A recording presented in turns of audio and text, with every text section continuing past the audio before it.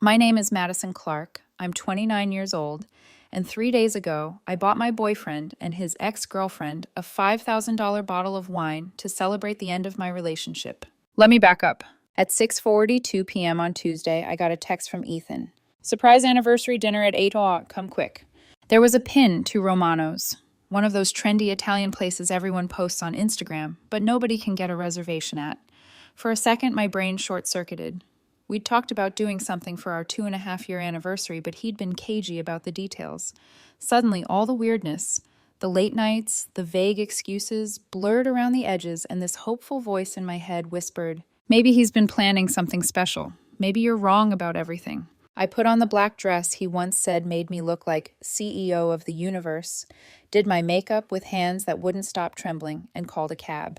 I walked into Romano's at 7:52. The hostess looked up with a polished smile. Good evening. Do you have a reservation? Yeah, I said, smoothing my skirt. It should be under Ethan Ward. She frowned, tapped at the screen, scrolled. I'm not seeing a reservation under that name. Could it be under another name? Something pinched at the back of my neck. Maybe. I'll just wait at the bar. He should be here any minute. She nodded, gestured toward the bar, and I ordered a glass of wine I barely tasted. I kept checking my phone, watching the door, rehearsing two parallel futures in my head. In one, Ethan had a ring, or a key to a new place, or at least some grand speech about how we'd gotten lost and he wanted to find our way back. In the other, I didn't let myself finish that thought. At 8:06, the door opened and my stomach dropped before my brain could catch up. Ethan walked in, laughing. His arm was around the waist of a woman with glossy dark hair and a familiar profile I'd only ever seen framed in his stories. Tara, his ex-girlfriend. The one he'd dated for 3 years in college and a year after graduation. The one who was supposedly immature and too obsessed with her startup and emotionally unavailable. The one he absolutely, definitely, 100% swore was ancient history.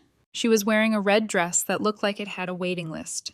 He bent down and said something in her ear, and she threw her head back, laughing, her hand resting on his chest like it had never belonged anywhere else. I watched him give the hostess a different name, watched them be ushered past the waitlist crowd to a candlelit corner table already set with flowers. I don't know how long I sat there staring. 30 seconds, 30 years, long enough for my heart to retune itself from hope to something sharp and quiet. That's the part most people don't understand, I think. You always imagine you'd scream or throw a drink or make a scene, but when you watch the person you love behave like a stranger in real time, it doesn't feel like a movie. It feels like you've slipped out of your own body and you're watching someone else's life fall apart in high definition. I finished my wine, set the glass down without spilling, picked up my clutch, and walked over. Hey, Ethan. He looked up, and his face went through about 6 different emotions in under 2 seconds. Confusion, horror, calculation. Then the small, smug twist of his mouth, like he'd rehearsed something. Madison, he said, like he'd run into me at the grocery store and not at the romantic table he'd meant to share with his ex. Wow, this is unexpected. Tara's eyes flicked between us. She knew exactly who I was. You can tell when someone has been briefed about you. I wasn't expecting to see you here, he added. I tilted my head. Really? Because you texted me to meet you here at 8, for our anniversary. For one glorious heartbeat, he looked genuinely caught. Then the mask slipped back into place. Right, he said slowly. About that. He reached across the table and took Tara's hand. The gesture was deliberate, theatrical, like he was posing for a photograph. I've been thinking a lot about us, Maddie, he said, about what I really want. And honestly, it's not working out. Just like that. 2.5 years condensed into 4 words, delivered with another woman's hand in his. I registered Tara's discomfort, the way her fingers tensed under his, the way she looked anywhere but at me. But Ethan?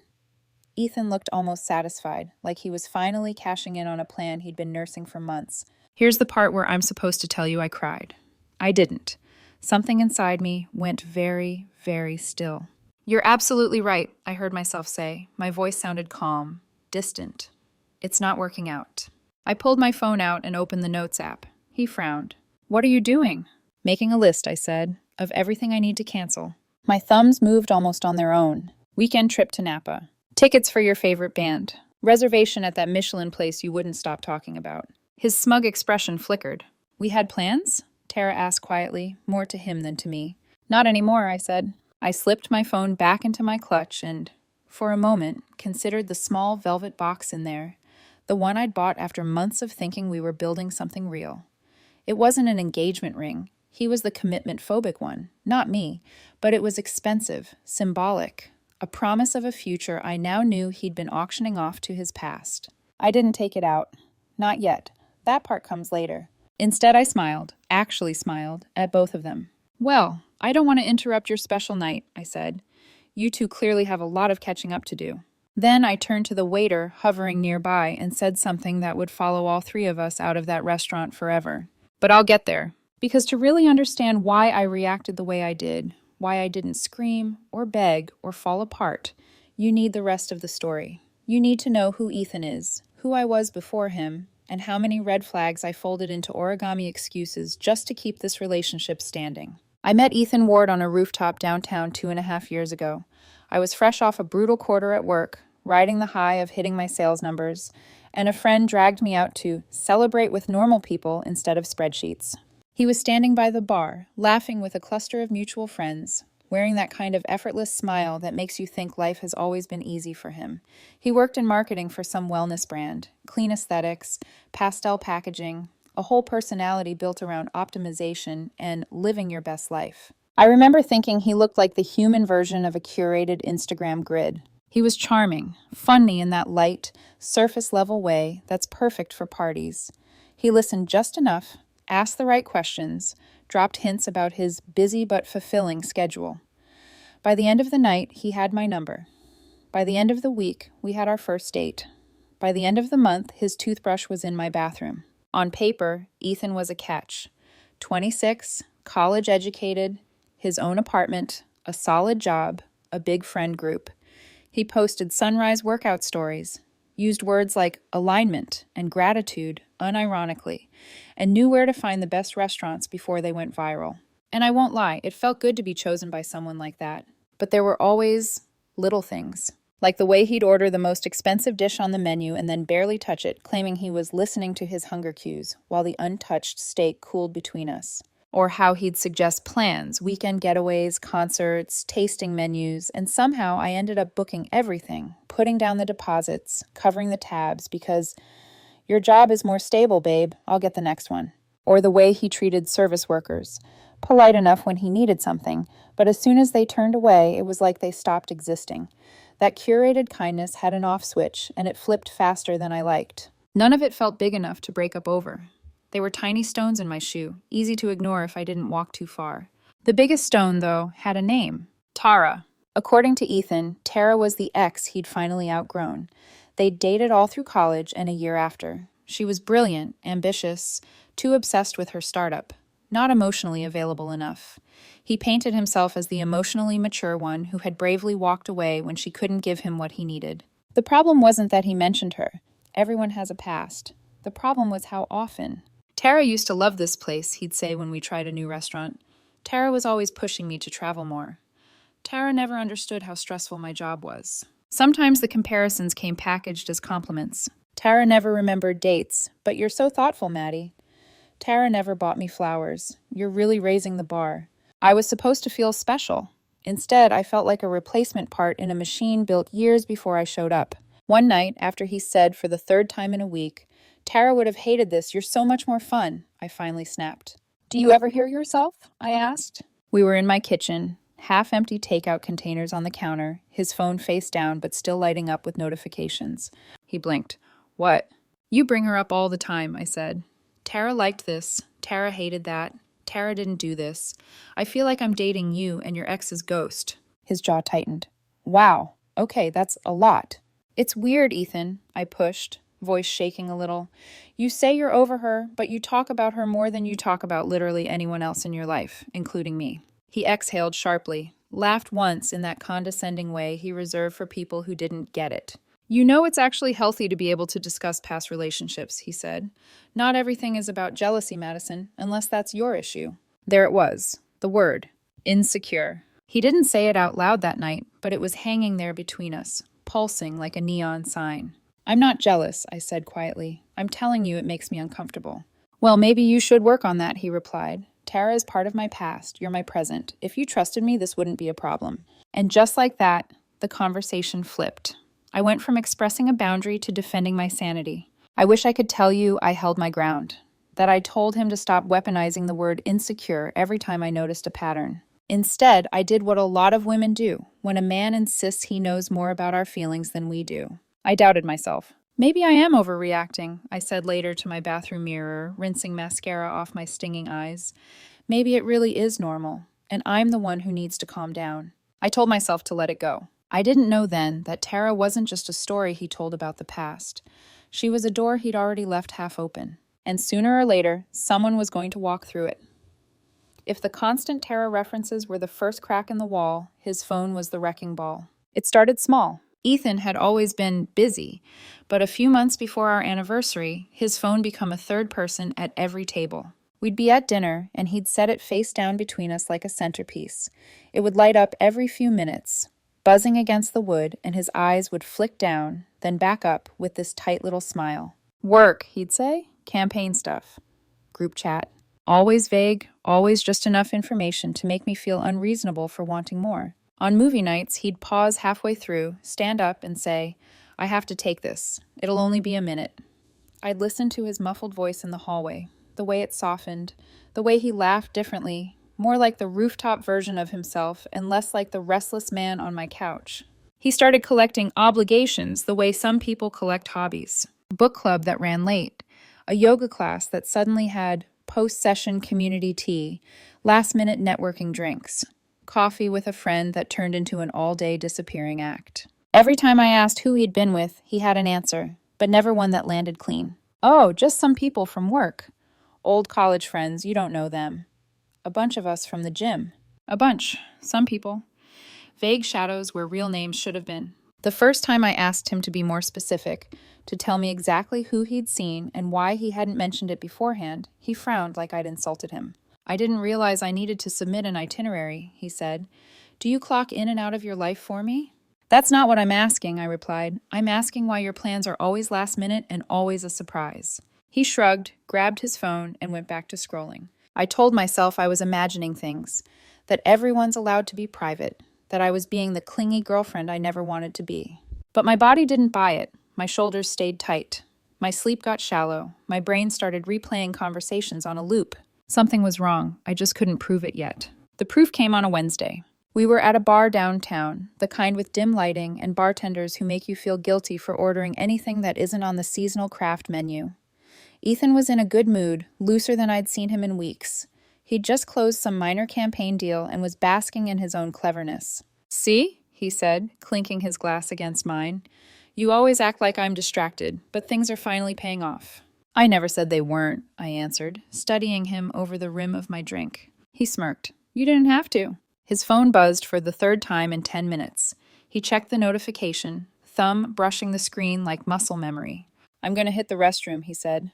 "Don't let anyone steal my seat." He set his phone down on the table and walked away. I didn't plan to look. I really didn't. I'd spent months deliberately not looking, turning away when it lit up, refusing to be the crazy girlfriend who snoops. But when the screen flashed on, the notification popped up big and bold across the lock screen. "Tara, can't wait to see you tomorrow. Miss you." My stomach flipped so fast I thought I might be sick. It wasn't just the words. It was the little heart he'd placed after her name.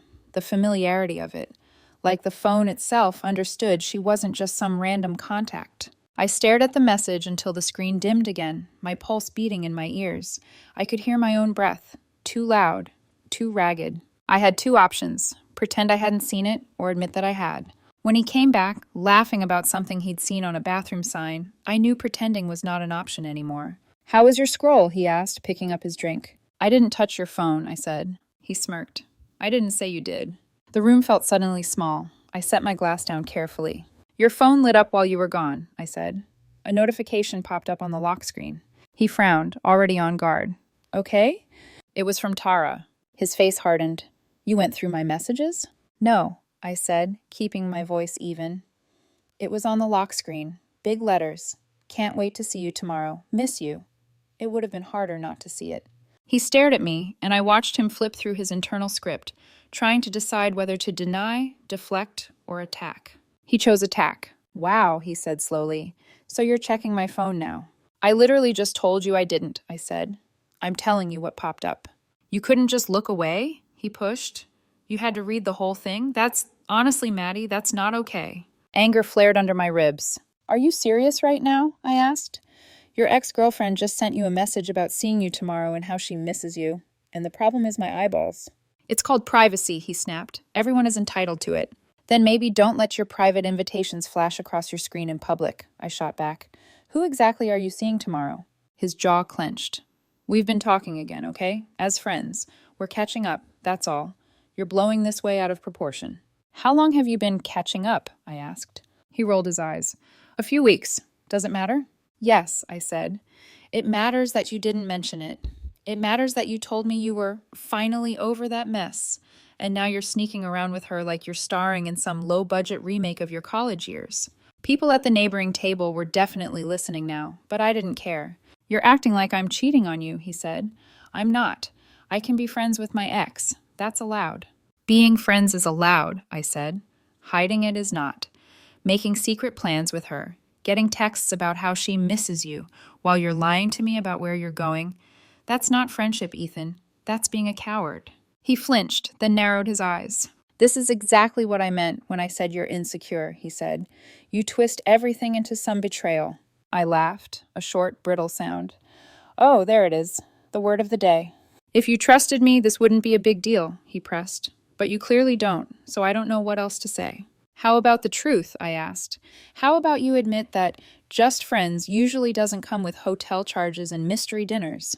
He went still just for a second, and I knew. Madison, he said slowly, if you can't handle me having a life that doesn't revolve around you, maybe this isn't the right relationship for you. The line was neat, rehearsed. I wondered how many times he'd practiced it in his head. I stared at him, feeling something in me click into place. I'm not asking to be your entire life, I said quietly. I'm asking to not be the backup option while you test drive your past. He looked away first. I'm going home, I said, sliding off the bar stool. Enjoy your catch-up tomorrow. Maybe next time you can let me know in advance when I'm being demoted from girlfriend to emotional support sponsor. Don't be dramatic, he said. We can talk about this when you've calmed down. I didn't answer. I just walked out. On the cab ride home, my brain felt like it was spinning off its axis. One part of me replayed the message over and over. Can't wait to see you tomorrow. Miss you. Another part played his words. You're insecure. You're dramatic. You're twisting things.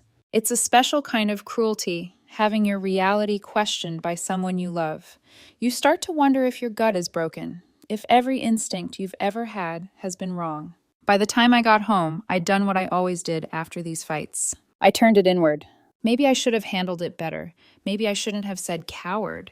Maybe I should have trusted him more. I stood in my kitchen, staring at the dim glow of the microwave clock, and asked myself the question I'd been avoiding. If I'm always the one apologizing, why does it still feel like I'm the one being betrayed? The next day, he texted me a long message about how he understood my fears, how he was committed to transparency, how he'd make sure to tell me when he saw Tara so I wouldn't feel blindsided. He never actually said he'd stop seeing her. I read it twice, then responded with a simple, okay, let's talk tonight. When we did, he put on his remorseful voice, the one he used when he wanted forgiveness without responsibility. I should have told you we reconnected, he said, taking my hands. I just didn't want you to freak out for no reason. For no reason, I repeated. I promise, he said. It's just closure. We're talking about old times, cleaning up loose ends. You're my present, Maddie. You're the one I'm building with. He always knew what to say. I'll give him that. I told him I needed him to be honest from now on, that if he was really just friends with Tara, there couldn't be any more secret texts or surprise meetups. He agreed. He nodded.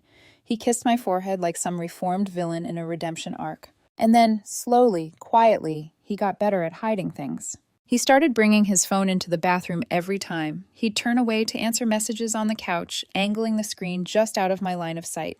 His last-minute work obligations multiplied, and when I asked who he was with, the names never matched the social media posts I saw later. One night, he said he was out with Mark and the guys. Meanwhile, Mark's story showed him at home, building a bookshelf with his girlfriend. Another night, Ethan said he was networking with colleagues, but a mutual friend posted a blurry photo from a bar across town. Ethan in the corner, profile just visible, a familiar dark-haired woman sitting far too close.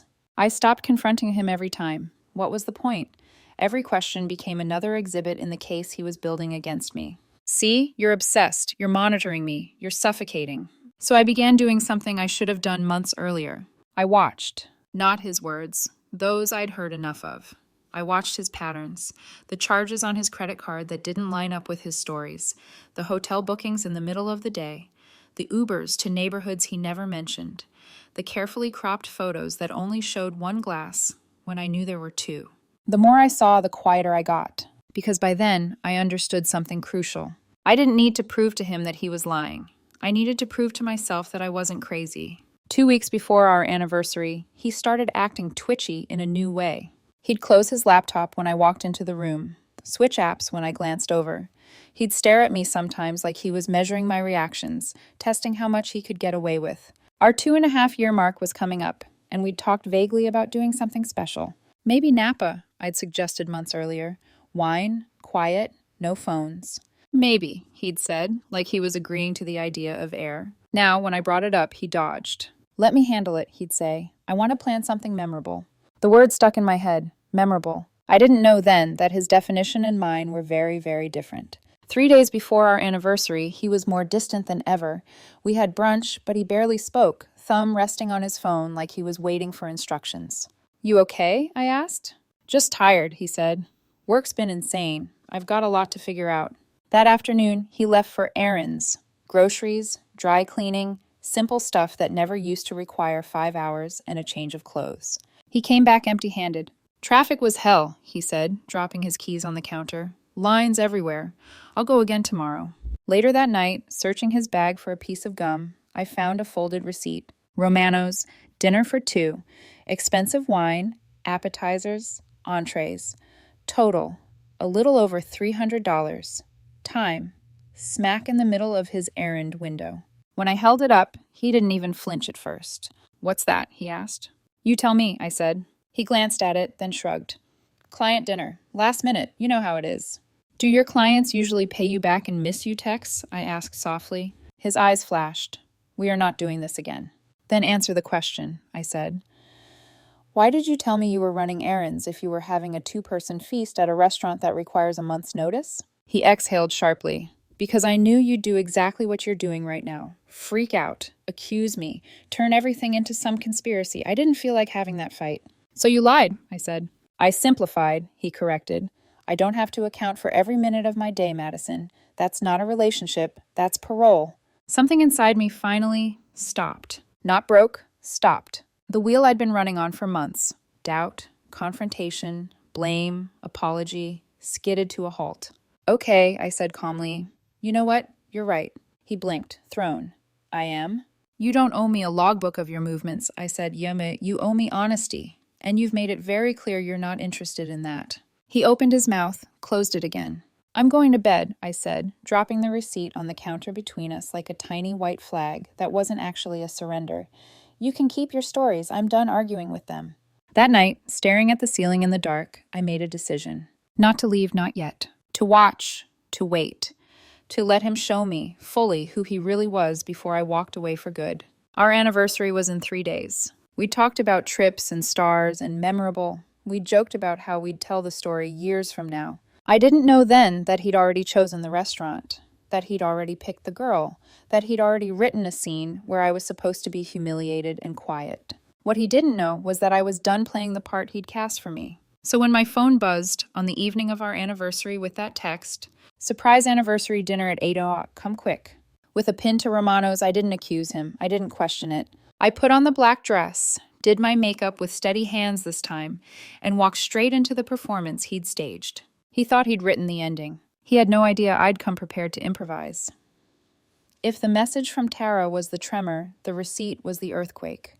But the real disaster, the one Ethan planned, the one he thought would crown him as some triumphant, evolved adult, was still waiting 3 days away. This part is where the story shifts, because up until then I was reacting, absorbing, making excuses, trying to fix something I didn't break. But after the receipt, I stopped reacting and started studying him. That's the difference between heartbreak and clarity. One hurts, the other sharpens. The Sunday before everything blew up. It was supposed to be our day. Every Sunday, for 2.5 years, we had the same ritual. Brunch at a small corner cafe, split pancakes, just because, then lounging on my couch while he scrolled and I pretended not to mind. This Sunday, he showed up acting like someone had taken a vacuum to his emotions. He pushed eggs around his plate without eating. He kept glancing at his phone like he was expecting a secret signal. His answers were one-worded, clipped, hollow. "Everything okay?" I asked. He blinked like he'd forgotten I was there. "What?" "Yeah, work's just insane." He said work like it was a force of nature. Tidal waves, wildfires, earthquakes.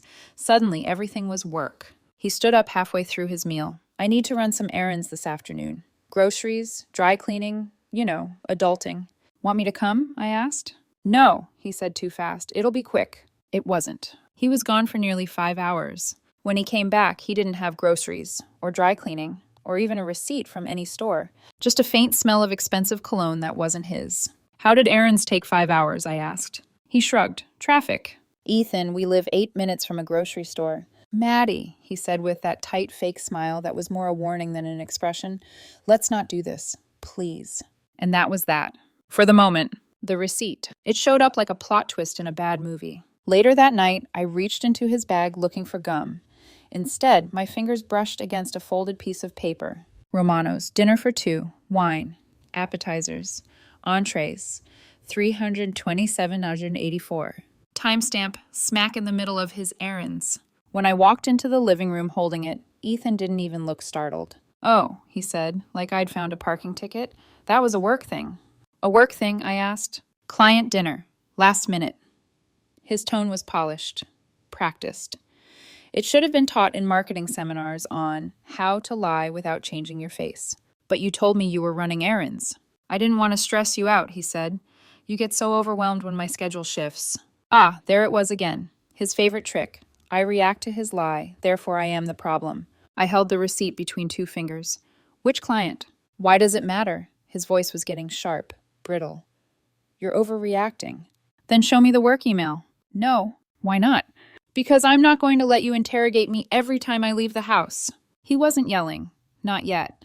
But his voice took on that dangerous softness that meant he was about to turn the whole thing around. "Madison," he said slowly, "this behavior isn't healthy. You're acting paranoid. I can't live like this." Something inside me stilled. Not shattered, not cracked, just went quiet. "I'm going to bed," I said. "Are you serious?" "Yes, because right now, anything I say will become another reason for you to call me insecure, and I'm tired." He reached for my arm, then thought better of it. "I love you," he said, like a peace offering he didn't mean. "Let's talk in the morning." "Sure," I said. But in my head, I wasn't planning a conversation. I was planning my exit. The watching period. The next 48 hours were clarity in its coldest form. I didn't argue, I didn't cry, I didn't confront, I didn't ask. I observed. And once I stopped trying to make the puzzle pieces fit, the picture was devastatingly clear. Exhibit A, hotel charge on his credit card. Midday, midweek. Name of the hotel? One Tara had once mentioned in a story, back when he still talked about her like she was a ghost who haunted him for sport. Exhibit B, an Uber trip to a neighborhood with nothing in it except condos and overpriced brunch spots. A neighborhood Tara had moved to recently. Exhibit C, Instagram photos where the side of someone's hair, shoulder, or sleeve was conspicuously cropped out. Ethan wasn't sloppy. He wanted the lie to be pretty. Exhibit D, he told me he had group drinks with friends. That same night, 2 of those friends posted photos from their apartment. Home, cozy, nowhere near a bar. Exhibit E, he came home smelling like citrus perfume I'd never worn in my life. The truth wasn't loud. It didn't need to be. It whispered from every corner. He's cheating, not by accident, by strategy. The anniversary setup. 3 days before the anniversary, Ethan started acting weird. Not guilty, weirdly confident. He kept checking the date, kept looking at me like he was measuring my reactions.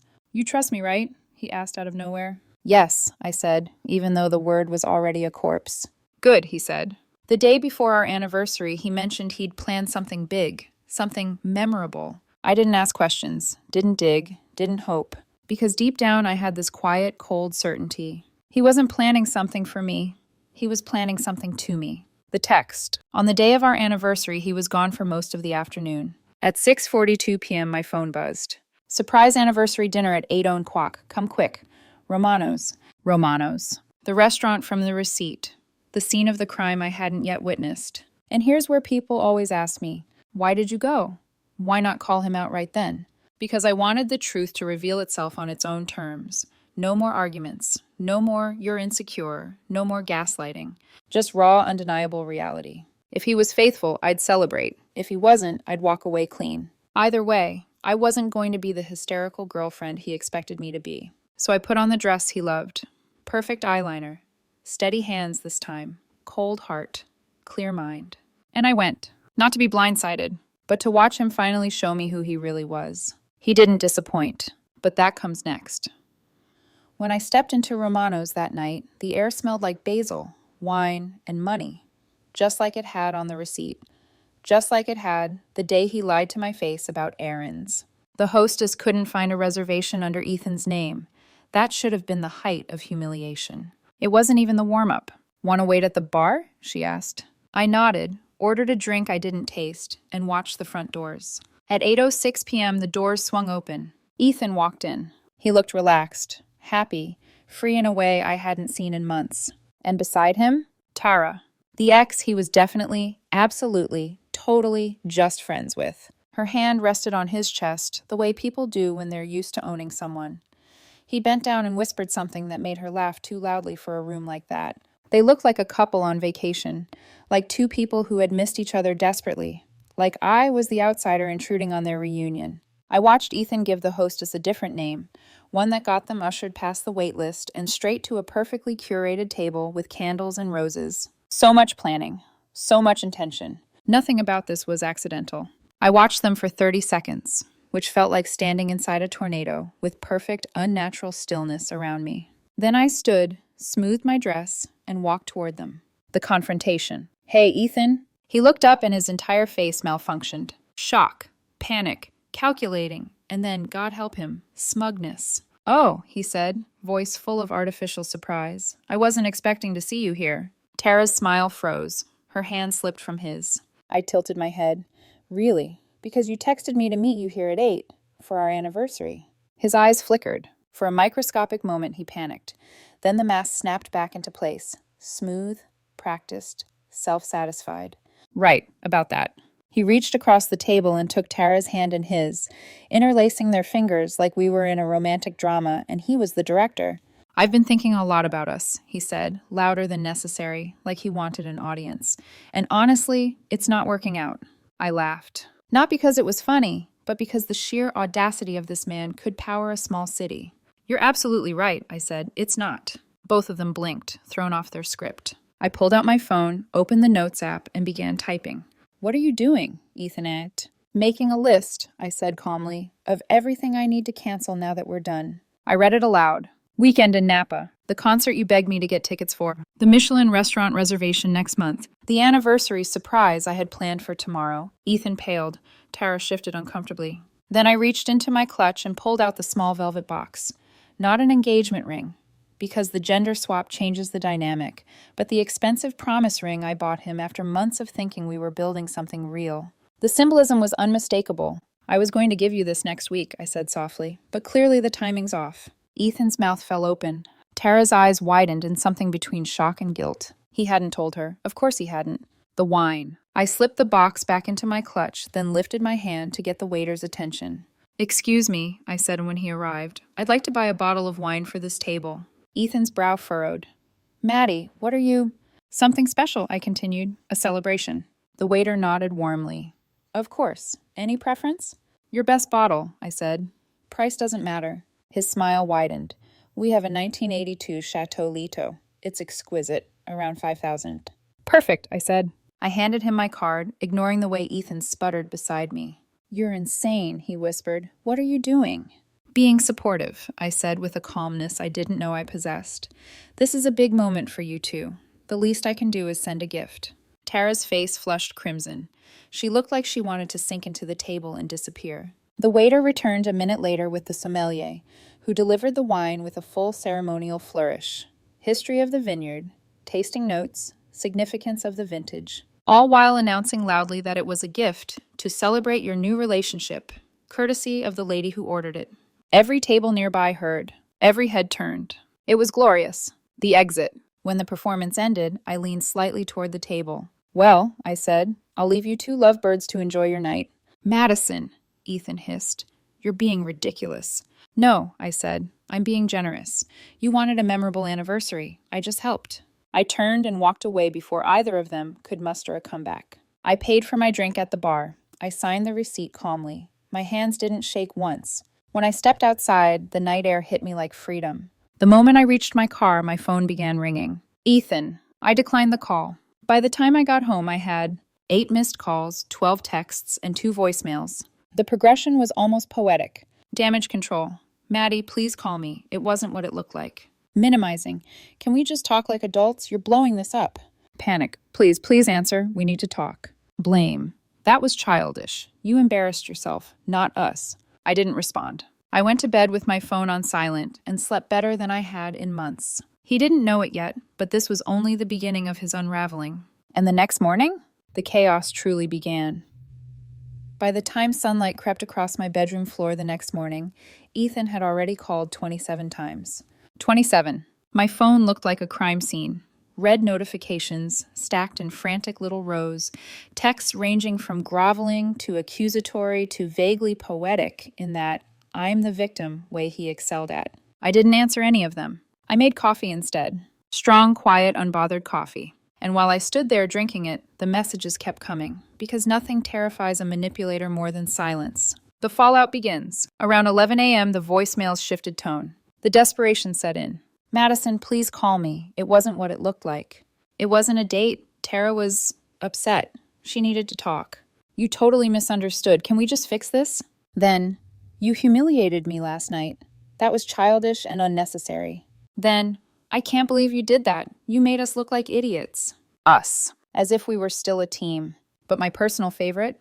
"You should apologize." I laughed so hard I spilled my coffee. The wine presentation, the true story. Around noon, I got a text from Olivia, a mutual friend. She'd heard everything. Apparently, the sommelier had delivered the presentation with full theatrical flourish. He explained the history of the wine, the rarity, the significance of the vintage, and, per my instructions, he made sure the entire room heard. "This beautiful bottle was purchased by Miss Clark to celebrate the beginning of your new relationship." Ethan turned purple. Tara turned sheet white. And then, everything fell apart spectacularly. The dinner that turned into a nuclear meltdown. Here's what Olivia told me, word for word. Tara was confused because Ethan had not told her he was still with me. When she realized he'd invited both of us to the same restaurant on the same night, she lost whatever mild sympathy she had left for him. Ethan hadn't intended to break up with me in private. He wanted an audience. He wanted witnesses. He wanted to stage a breakup he could later reframe as "she was unstable." The wine made everything implode in one go. And then came the money fight. The bill, minus the wine, was still enormous. Ethan assumed Tara would be impressed by the special night.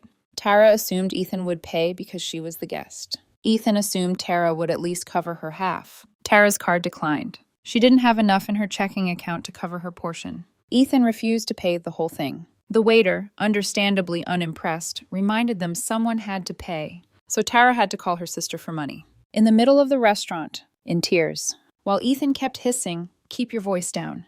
It was the kind of scene that strips two people of their delusions all at once. The friends weigh in. By late afternoon, my phone buzzed again, this time from people quietly choosing sides. Turns out, most of them were choosing mine. Not because they were loyal to me, but because they'd seen Ethan's behavior long before I had. Apparently, he'd been meeting Tara for weeks. Some friends suspected, some knew. None wanted to get involved. Olivia told me straight. Everyone knew he was a liar. You were just the only one who still believed he wasn't. That should have hurt. Weirdly, it didn't. It felt like confirmation. I hadn't been crazy. I hadn't been insecure. I had been patient, hopeful, invested. He was the one who weaponized those qualities. The final attempt. At 3 p.m., a text came through from an unknown number. Ethan. He'd borrowed someone's phone. Same script as always. I messed up. She manipulated me. You misunderstood. Let me explain. I love you. We can fix this. I blocked the number. He tried a different one. Blocked. He emailed. Deleted. He DM'd me on Instagram. Ignored. He made a new Instagram. Blocked again. Every method of reaching me was like a hydra. Cut off one head, 2 more popped up. That's the thing about people who lose control. They will burn themselves alive trying to get the reins back. but I didn't give him a single spark.